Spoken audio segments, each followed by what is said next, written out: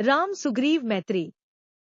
हनुमान अपने साथ राम और लक्ष्मण को लेकर किष्किंधा पर्वत के मलय शिखर पर, जहां पर कि सुग्रीव अपने अन्य मंत्रियों के साथ बैठे थे, ले गए।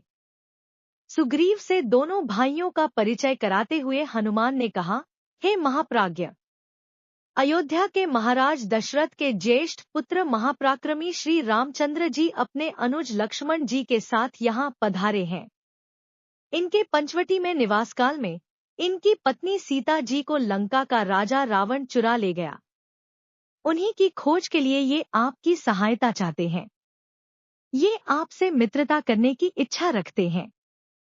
आपको इनकी मित्रता स्वीकार कर इनका यथोचित सत्कार करना चाहिए, क्योंकि ये बड़े गुणवान, पराक्रमी और धर्मात्मा है।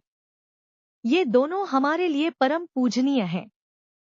राम और लक्ष्मण का परिचय पाकर प्रसन्नचित्त सुग्रीव बोले, हे प्रभो, आप धर्मज्ञ, परम तपस्वी और सब पर दया करने वाले हैं। आप नर होकर भी मुझ वानर से मित्रता कर रहे हैं, यह मेरा परम सौभाग्य है।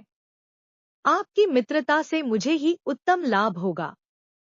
मेरा हाथ आपकी मैत्री के लिए फैला हुआ है।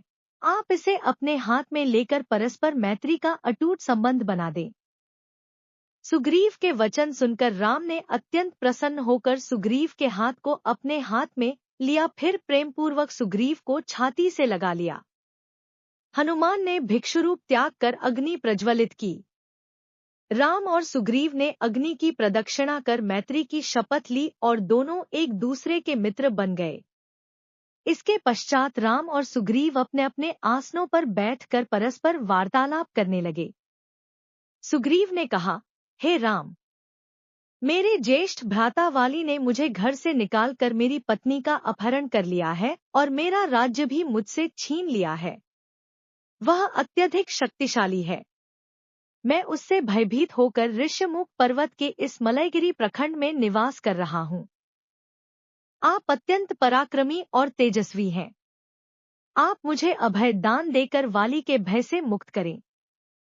सुग्रीव के दीन वचन सुनकर राम बोले, हे सुग्रीव, मित्र तो उपकार रूप फल देने वाला होता है।